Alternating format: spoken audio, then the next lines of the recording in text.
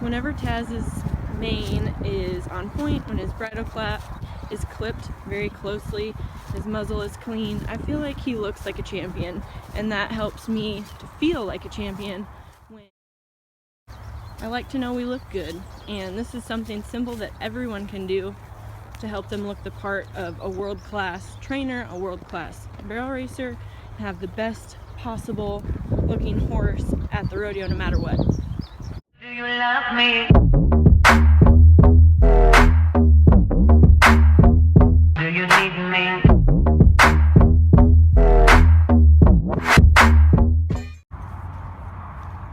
Tasmania has had some time off, and his hair desperately needs a haircut. So I'm going to show you exactly how I trim him and what I do to keep him looking handsome. I mean, look at this. Look at that. That's plumb past a 5 o'clock shadow. I trim his ears, his muzzle, his feet, and of course his bridle path.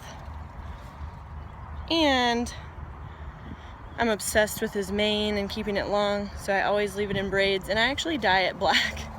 That's for another day.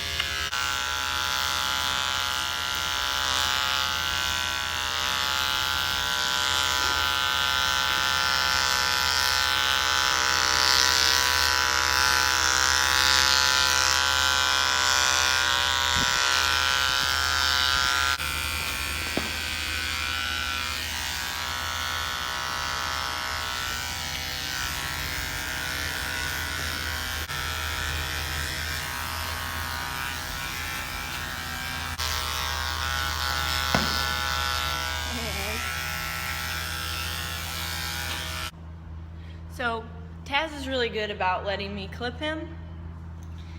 He keeps his head low, and he's done this plenty of times.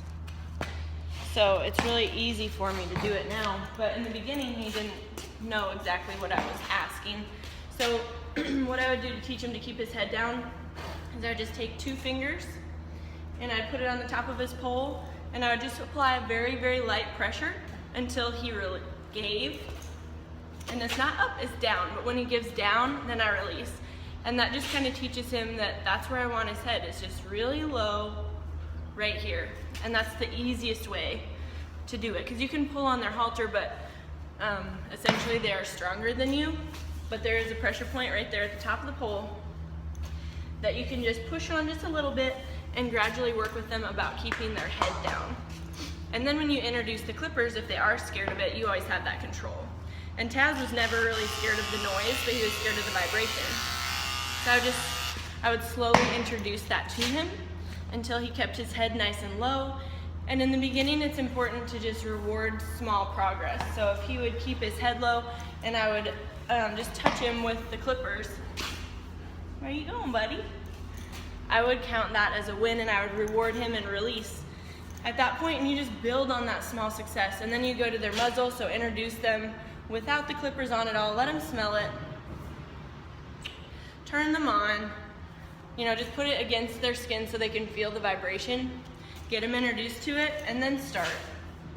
And then Taz thinks it tickles, so sometimes he'll try to bite the clippers. I don't know if every horse is like that. And then personal preference, I don't clip his eye whiskers. Some people do. I know in the AQHA showing world they will. I think they're cute, so I leave these whiskers on his eyes. Yeah. But if you are going to clip their eyes, you need to put something over their eyeball so that they aren't blinking and nothing's flying in their eye. And then the next thing that I do after I clip his muzzle is I'll do his ears and his bridle path. So same thing applies. I keep his head low so that I'm not fighting with him, and I just move this halter back a little bit. And I always do just about 4 finger widths for length back. That's how far back I go because I like a long mane. But some people will do an ear and they'll bend the ear back, and wherever the ear hits, that's how far back they'll go. So a little bit's personal preference. I know a lot of people don't like a bridle path. I personally do. I think it looks so nice, and it's easier to put the bridle there so none of the hair is getting tangled or anything like that.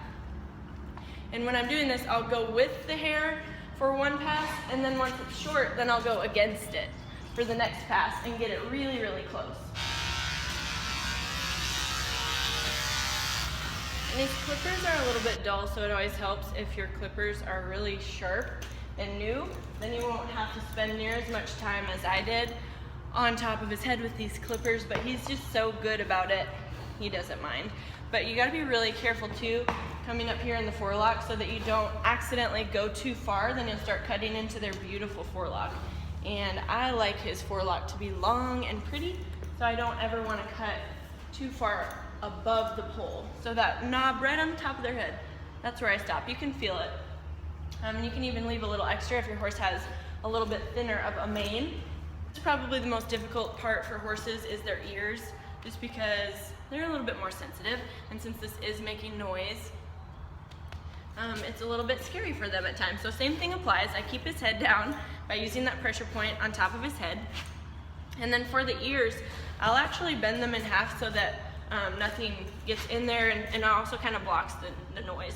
So I'll just take it and fold it like that, and then I'll go against the grain with one nice pass if your clippers are sharp. It should do the trick. I don't get inside of his ears because he is outside and I don't want too much dust or any ticks or anything like that to be able to get in his ear too easily.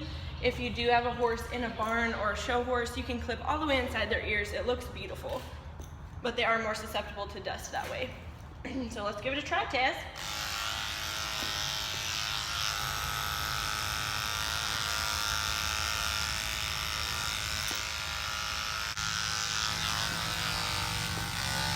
There, he did so good. These clippers really aren't that sharp, or I probably could have gotten it in one pass for sure.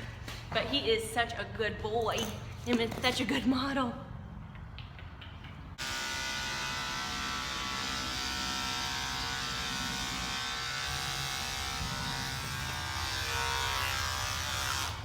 There.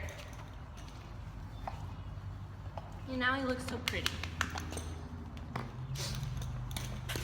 And the last and final thing is their feet. Taz, don't you knock that over. And I'm just getting these little feathers here on the back side, and I'll just go against the grain. I don't want to get too close.